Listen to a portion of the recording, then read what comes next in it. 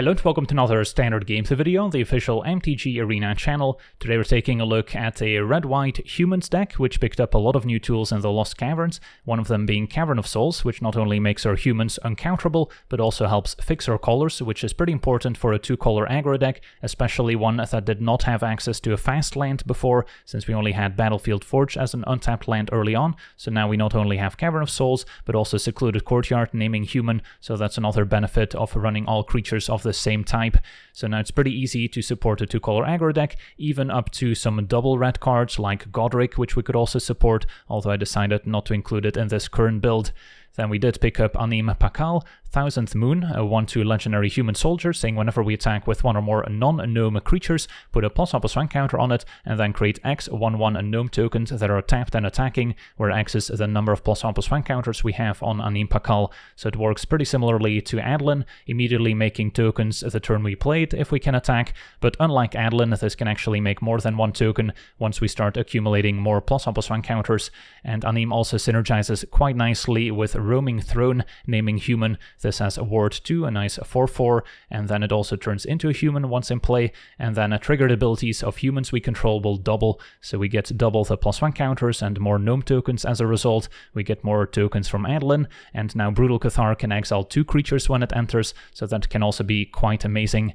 Then I also included a few copies of Anointed Peacekeeper. This one doesn't benefit from Roaming Throne, but still very good at disrupting sweepers from the opponent, which can otherwise be quite devastating for a creature deck like this one.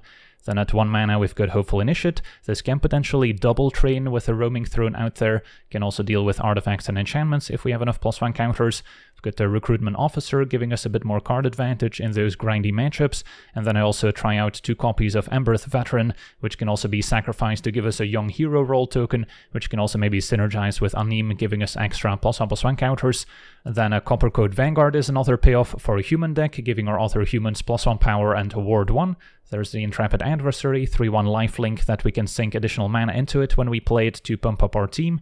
There's the Spellbook Vendor giving us another mana sink, paying 1 mana each turn to get a Sorcerer role token on a 2/2 Vigilance. Thalia taxing non-creature spells, which will only affect the opponent on a 2/1 First Strike. And then I'm also trying 1 copy of Inti, which is a 2/2, saying whenever we attack, we may discard a card. When we do, put a +1/+1 counter on a target attacking creature. It gains trample until end of turn, and then if we discard 1 or more cards, we get to exile the top card of our library, and we may play that card until our next end step. So in the late game especially, we can maybe discard some lands or access legendaries that we already have in play to dig for more action, while also maybe trampling a creature like Adlin or Anim, which can now ignore a chum block. And then one of the more exciting cards alongside a Roaming Throne is a Knight Errant of Eos, which now gets to potentially find 4 creatures when it enters a battlefield, so that can provide a ton of card advantage, and it also plays quite well with all the tokens we can generate with Adlin and Anim, as we can now also tap them for Convoke. And then we've discussed most of our mana base already, no room for creature lands since we don't want our lands entering tapped, but we've got the channel lands for a bit of added interaction. And then, as I've said, we could even make room for some double red cards like Godric, especially once we go up to 4 copies of Sundown Pass, it becomes trivial to cast some of those double red spells. So yeah, that's our deck. Now let's jump into some games and see how the deck does. Okay, we're on the draw, and yeah, we'll need to pick up a few lanes here, but I'll give it a shot. Throne plus Cathar could also be quite nice if we pull it off. For now, maybe start with Initiate. If we find a better 2-drop that can still train it, might be better long term. Opponent on Esper colors. They might have the 2/2 token from Virtue of Loyalty, I believe. So I don't think Initiate's attacking. And then Cathar could exile the token next turn. Yep, there it is. So glad we didn't attack. And Rafina's next. Alright, that's also a problem. Throne's still excellent alongside Knight Errants, but we do need to hit our land drops for that to work. So Esper Legends with Virtue of Loyalty. Can expect Wedding Announcement as well. So Thalia would still be good. A double block doesn't seem all that amazing, since I wouldn't be able to exile Rafine because of ward. And we also want to preserve our creatures for Knight Errant. So exile the token for now. Next turn Roaming Throne, and then turn after, hopefully pull ahead with Knight Errant. Don't have any flying creatures to block Rafine, so we'll eventually need another Cathar or just kind of outrace them on the ground. But that's going to be difficult, especially if Shieldred shows up. Rafine discarded. Tap lands. And a wedding announcement, as we suspected. Alright, there's another Cathar. So that's exciting. For now, a Roaming Throne. So we can maybe set up double Cathar later. And then we can attack and train.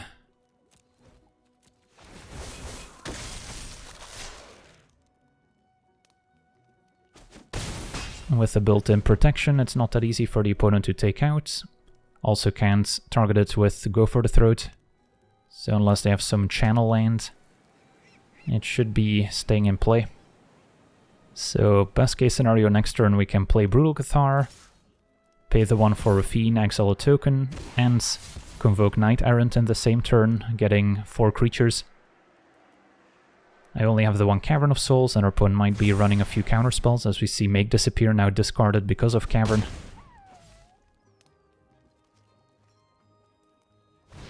And there's Virtue of Loyalty. Alright, so our opponent's fully tapped out. And we get to have our fun. So play Cathar. Double trigger. Pay the 1.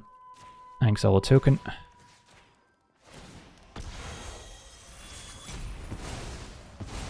Well, we could get a decent attack in. This is just much more satisfying.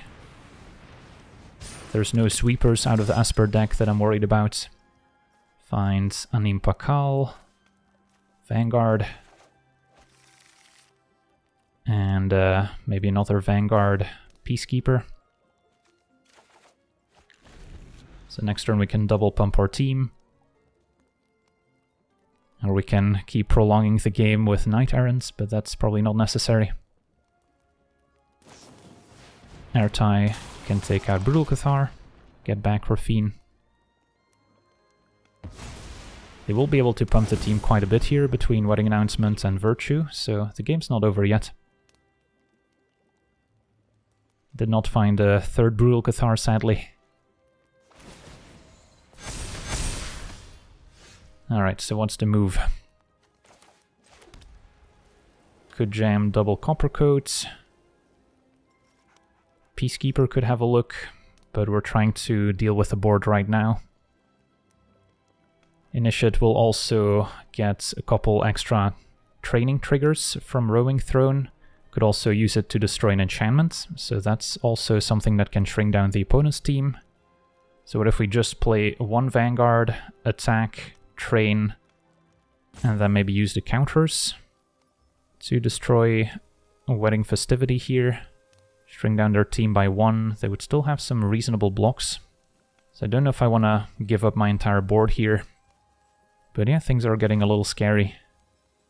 So maybe I do just want to double Vanguard, play Veteran, convoke another Knight Errant, and dig even more.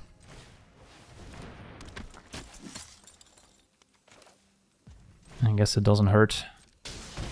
Well, it hurts a little bit with the Battlefield Forge. So I don't think Roaming Throne's attacking. Tap Knight Errant perhaps. Get a couple more triggers. Finding Adversary can maybe gain some life back. And Vendor. Thalia is a bit late, and another Knight Errant. So a little bit short of convoking another Knight Errant here. And then we don't really have the best of attacks. Maybe had I kept Knight Errant untapped, that can attack, train the Initiate. Still have hopes to maybe destroy some of their enchantments. Opponent goes all out to grow Rafine. Nope, counters on the token here. So that's a 7/7. Okay, so let's say we block airtie, trade here, double block the 7/7, because I can't afford to fall to 2, otherwise we die to a Shieldred. This way we take 3 down to 8. If they have a channel land, they'll have to pay quite a bit of ward to interact. I guess I could take out Vanguard, shrink my team down, so we have to take that into account. Yeah, so these blocks are a bit risky in the face of removal on Vanguard. Maybe we want to play it safe and just accept these trades. Because the more we trade, the worse the Virtue of Loyalty and Wedding Festivity also get. So I think I'm happy with this. If they kill Vanguard, we trade. I guess this is no longer a trade, but that's okay.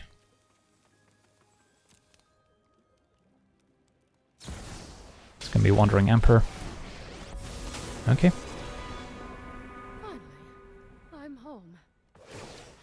So they can save that one, untap their creatures end of turn, so they'll have 2 back on defense, but at 9 life. I'm liking our chances. Mastermind, alright, now they've got 3 blockers. But now with Adeline and Anim Pakal especially, with a roaming throne in play, we should still get there. Can play Vanguard as well. And send the team.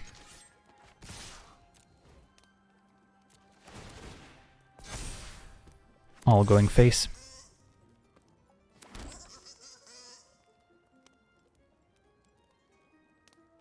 No first rank creatures to worry about to shrink down our team after Vanguard dies.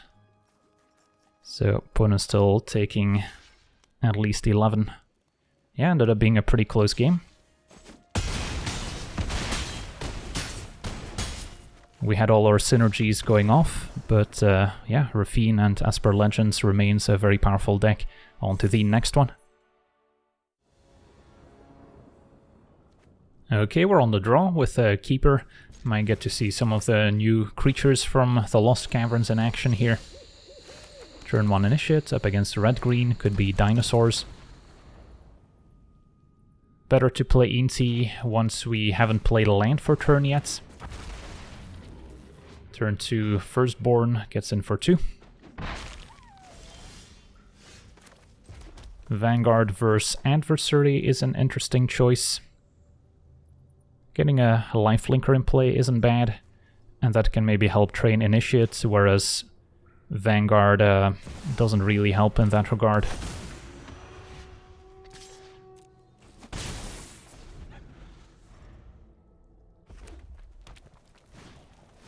Alright, Cindermaw's next. Players cannot gain life. Okay. So for now, could play land, play Anim. And then if Adversary attacks, trades for Firstborn. They can eat the Gnome token, but at least we get a +1 counter. Could also just try and set up our Knight Errants by deploying lots of cheap creatures. Don't think I'm discarding to Inti just yet. So yeah, let's name Human. Go Vanguard plus Veteran. And then next turn, look to convoke Knight Errant. And just chill for now.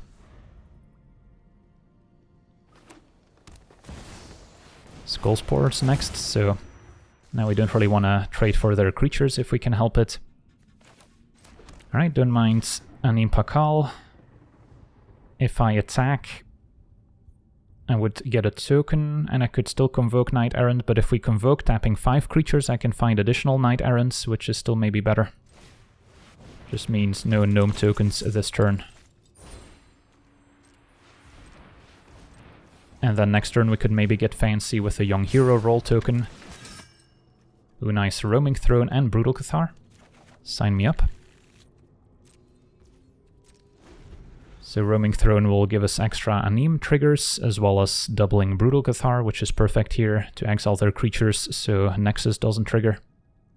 They can still double a creature's power, so that can represent a lot of damage. And then Ainti could also synergize with Anim to give us more +1 counters to immediately make a bunch of gnomes. Alright, the Hatcher can make some 3/3 dinos. Nexus only triggers off non-tokens. So no attacks from the opponent. I don't think we're sacking Veteran, or do we? Yeah, let's just wait for now. Thalia, probably not as good as playing a Roaming Throne. And then I think we just pass for now. And then next turn double Brutal Cathar could be quite effective indeed. Can also double the training from Initiate, which can then immediately destroy the Nexus. So that could also be the play. 6 mana.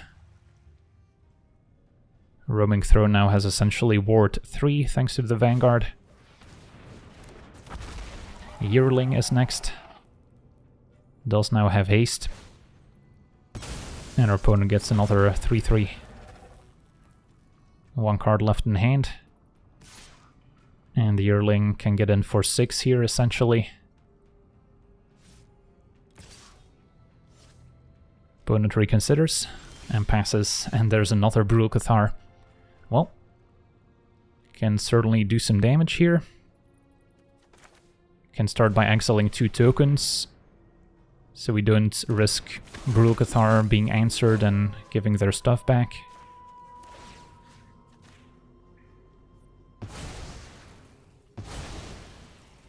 And then I'm tempted to wait another turn to set up Initiate destroying Nexus before we start making trades. Let's just pass.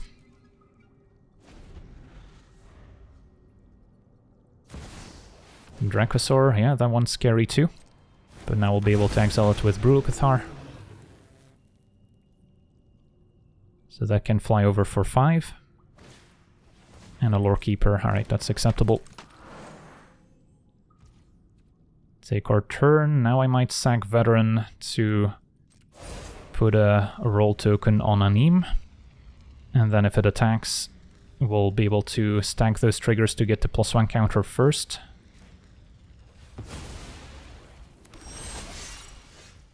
So let's say we Brutal Cathar, exile Dracosaur, exile Hatcher. I think we'll be able to set up a pretty good attack.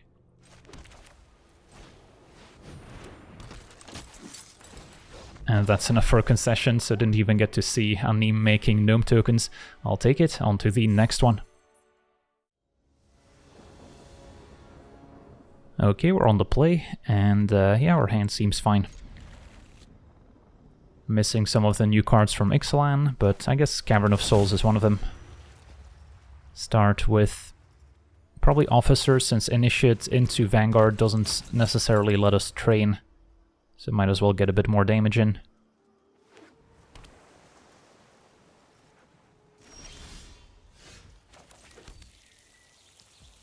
Against blue we don't need to worry about counter spells now with Cavern, and a Roaming Throne could be fun.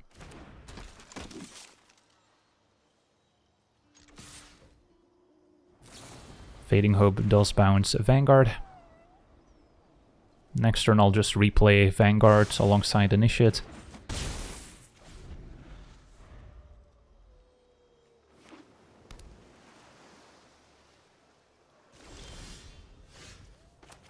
And then make sure to use Cavern on Copper Code Vanguard.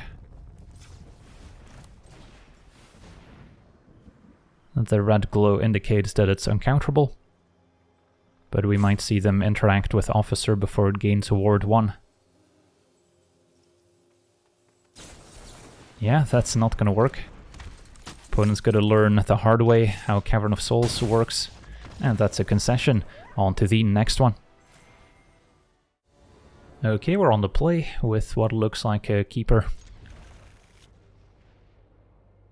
We've got Brutal Cathar for a bit of interaction, and then Knight Errant to hopefully take over once we convoke it. up against another aggressive white creature deck. So Thalia not going to be at her best. But it is still a 2-1 first strike, which isn't bad. But let's play the Vanguard.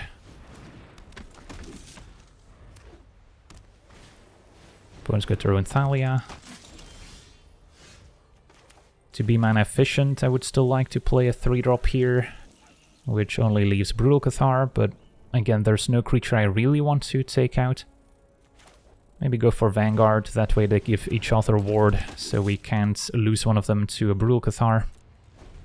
At least not yet.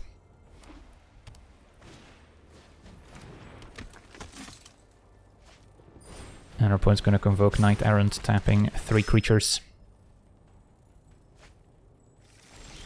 Finding a Vanguard ×2. Okay, we could do something similar here. Play Thalia, and then convoke Knight Errant.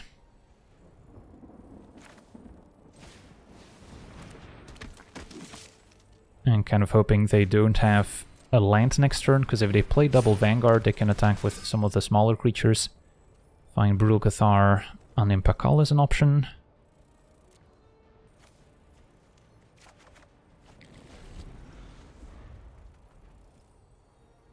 Can play Adversary, pay 2 next turn as well. Alright, it's going to be Vanguard plus Officer, so now at least our Knight Errant can hold off the smaller stuff. Do we want to accept the trade? Next turn, Cathar could exile Vanguard. Still not gonna open up a great attack because of Thalia. So yeah, it's kind of a delicate situation. Maybe accepting the trade is fine.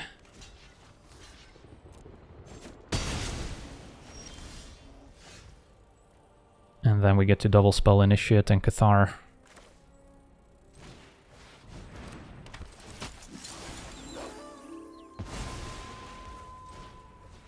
I'm gonna wait on Anim Pakal for a little bit. Don't really want to trade Thalias.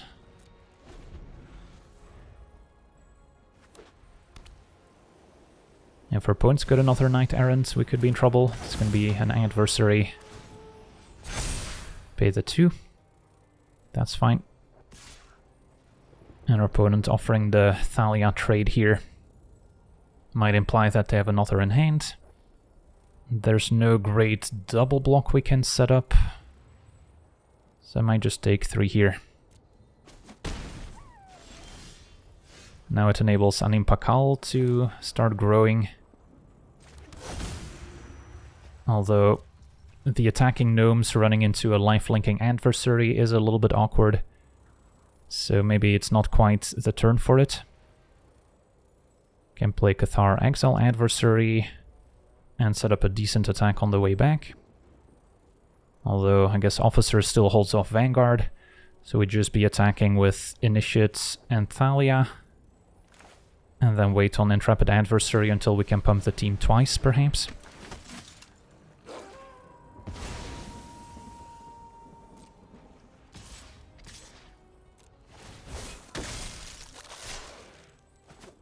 Opponent takes it. Yeah, I think we still hang on to Adversary. So with a land, play this, pump twice. If not, we'll reconsider. Luckily get to block the 1/1 here. Guess we have to watch out for Eiganjo, but we do have ward, so that's still safe. Because our opponent did have 2 legendaries in play. Ooh, Roaming Throne. That's a nice one. Would also set up our Anim Pakal quite nicely. Although I could still play Intrepid Adversary here to increase our board presence. Just gonna take a while to then deploy Roaming Throne afterwards. And just go Roaming Throne, name Human. And then we can pass a turn, keep Thalia back as a good blocker. Could certainly try and get more aggressive, but I don't think it's worth it. We've got plenty of ward, so it's not easy for the opponent to exile our creatures. Looks like another Knight Errant is coming up. Yeah, so our opponent's going to pull ahead on card advantage. We just need to try and get in while some of their creatures are tapped. Opponent finds another Vanguard and Adversary. Still have decent blocks available, so I don't think they'll be attacking. And then now it's probably time for Intrepid Adversary.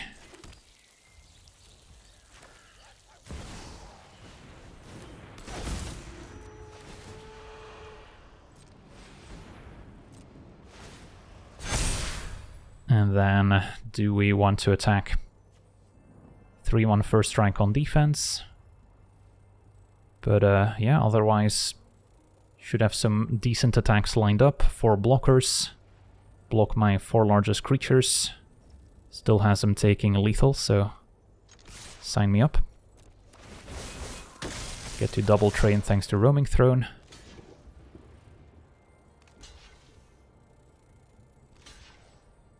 Alright, sad we didn't get to see Anim Pakal here, especially with the Roaming Throne. But this was a good window for Adversary.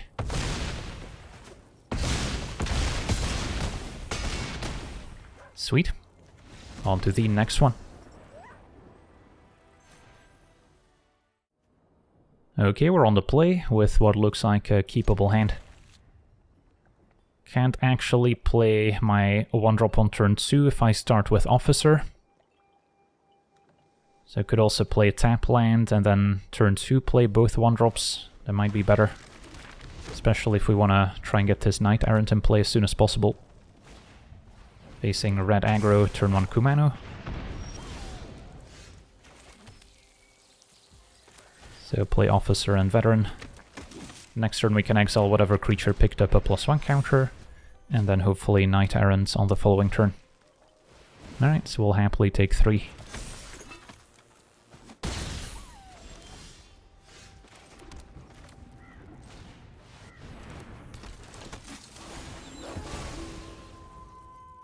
And then I don't think we want to sit back to block, since we need a critical mass of creatures for Knight Errant to be effective.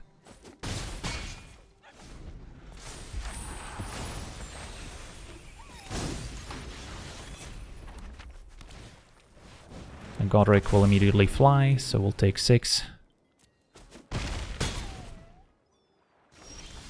And Adlan's nice.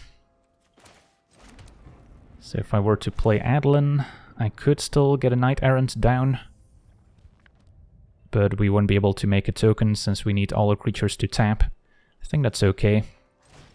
Just get as many threats in play as possible, and then hopefully we're not dead next turn, and then we can present a pretty significant attack. Find another Brutal Cathar, and then maybe it's Thalia, so I can play it alongside Cathar next turn, even though Anim Pakal can represent more damage. Just won't be able to get it out there fast enough.